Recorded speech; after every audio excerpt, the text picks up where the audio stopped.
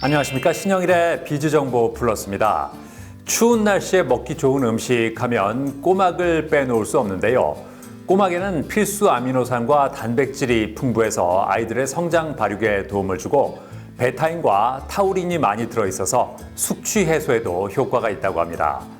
이러한 꼬막을 고를 때는 껍질이 깨지지 않고 입이 닫혀 있으며 물결 무늬가 선명한 것이 좋다고 하니까 참고하시기 바랍니다. 그럼 오늘 순서 본격적으로 시작합니다.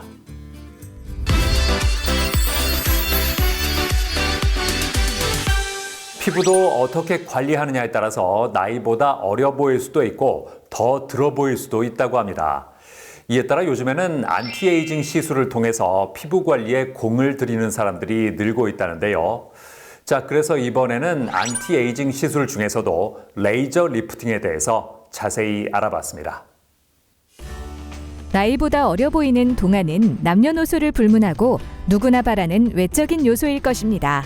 하지만 주름 없이 탄력 있고 매끈한 피부를 소유하는 것은 찰나에 불과하다는데요. 우리 몸은 성장이 멈추면 노화가 시작되며 피부도 마찬가지이기 때문입니다. 일반적으로 피부의 탄력을 담당하는 콜라겐의 수치가 25세 이후로 감소하며 40대 이후에는 급감한다는데요. 노화의 진행 속도와 정도에는 사람마다 차이가 있지만 누구나 피부의 노화가 시작되면 피부 탄력을 잃고 얼굴 곳곳에 주름이 생기게 된다고 합니다. 이에 요즘에는 피부 개선을 도와주는 안티에이징 시술을 고려하는 사람들이 늘고 있다고 하는데요. 안티에이징 시술은 다양한 방법으로 이루어질 수 있는데요.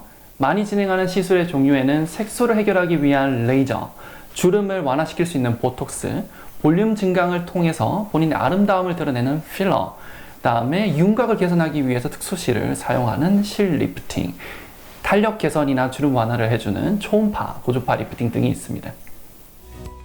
안티에이징 시술은 노화의 흔적을 줄이거나 완화하기 위해 수행되는 의료 및 미용 시술을 말한다는데요.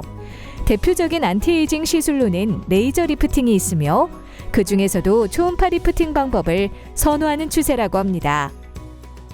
식품의약품안전처에서 제조 허가를 받은 고강도 집속 초음파로 피부 탄력을 개선하는 의료 장비를 사용해서 진행하는 시술입니다. 타겟 피부층 깊숙하게 에너지를 집속시키는 초음파 리프팅 시술로 피부가 예민한 분들은 에너지를 약하게 조정해서 시술이 가능하고 시술 시에 약간의 따끔거리는 통증이 있을 수도 있습니다.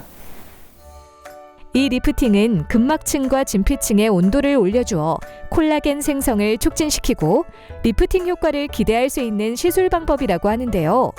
특히 이 방식은 다른 의료 장비와 다른 두 개의 라인이 동시에 조사가 가능하여 비교적 시술 시간이 짧은 편이기 때문에 바쁜 현대인들에게 최적화된 기기라고 할 수 있다고 합니다. 또한 개개인의 피부 상태나 증상에 따라 각각 알맞은 맞춤형 시술을 받을 수 있으며 기존 리프팅과 달리 피부 겉과 속까지 균일하게 고강도 고주파를 전달해 탄력과 잔주름 개선에 도움을 준다는데요. 관리 후 일주일간은 음주, 흡연, 사우나는 피해 주시고 며칠간은 미온수로 세안하는 것을 권장드립니다. 피부 표면이 아닌 깊숙하게 초음파 에너지를 전달하기 때문에 시술 직후에는 원래는 일상생활이 가능하지만 피부가 예민한 분들은 약간 붉어질 수도 있고 만약에 팁이 잘 밀착되지 않은 상태로 초음파가 타겟되면 수포가 발생할 수도 있습니다. 이와 같은 현상은 일주일 내에 소실됩니다. 레이저 리프팅에는 초음파 리프팅 외에도 고주파 리프팅이 있다고 합니다. 이 리프팅은 고주파 전류를 사용한 시술 방법으로 강력한 고주파를 피부 전층에 전달하여 빠르게 피부를 재생하고 콜라겐 생성을 유도한다는데요. 다른 안티에이징 시술에 비해 통증이 적은 편이며 눈가나 얼굴뿐만 아니라 바디까지 관리할 수 있다고 합니다. 그리고 레이저 리프팅 시 시너지 효과를 높이기 위해 고주파와 초음파 두 종류의 리프팅을 함께 진행하기도 한다는데요. 고주파 리프팅이 피부 진피층에 강한 에너지를 넣어서 콜라겐 형성에 도움을 많이 주면서 피부 탄성도를 높여주는 반면에 초음파 리프팅은 좀 더 깊숙하게 근막층을 자극해서 속탄력을 올려줍니다. 즉, 겉탄력과 속탄력 둘 다 잡기 원하신다면 초음파 리프팅, 고주파 리프팅을 당일날 같이 하시는 것을 권장드립니다. 한편 레이저 리프팅에 대한 수요가 늘면서 무분별하게 시행하여 부작용이 발생하는 경우도 있어 주의를 기울여야 한다는데요. 리프팅도 다른 수술과 마찬가지로 부작용이 있을 수 있습니다. 무분별한 시술을 진행할 경우에는 볼페인과 같은 부작용을 초래할 수도 있는데요. 피부 특성에 맞는 팁과 샷수로 시술하는 것이 중요합니다. 그리고 같은 피부 고민이어도 사람마다 피부의 두께, 상태 다를 수 있기 때문에 자신의 피부에 맞지 않게 강한 에너지의 리프팅을 진행할 경우에는 피부 화상과 같은 부작용도 겪을 수 있어서 주의해야 합니다. 동안이 현대인들이 추구하는 미적 요소로 자리 잡으면서 안티에이징 시술을 고려하는 사람들이 늘고 있다는데요. 간단한 시술이라고 해서 무작정 받는 것은 오히려 피부를 망칠 수 있기 때문에 시술 전 충분히 상담을 받고 부작용에 대해서도 반드시 숙지한 후 진행하길 바랍니다. 신체와 마음가짐의 항로화가 동시에 있어야 진정한 안티에이징이라 생각합니다.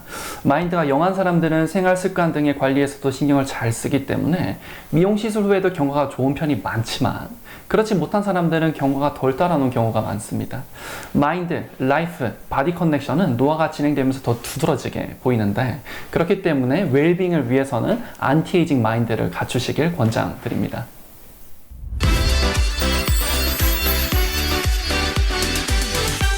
겨울철 아파트 화재가 잇따르고 있습니다. 많은 사람들이 거주하는 곳인 만큼 대형 인명피해가 발생할 수 있어서 각별히 조심해야 하는데요. 아파트 화재 시 대처법 알려드리겠습니다.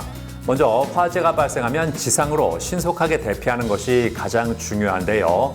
화염이나 연기 때문에 계단을 통한 대피가 어렵다면 세대 내 대피 공간이나 경량 칸막이와 같은 피난시설로 이동한 후 119로 전화해서 상황을 알리고 구조를 요청하는 것이 좋습니다. 그리고 아파트 화재 시에 절대로 엘리베이터를 이용하면 안 된다고 하니까 반드시 기억하시기 바랍니다. 저는 다음 시간에도 다양한 소식 가지고 인사드리겠습니다. 고맙습니다.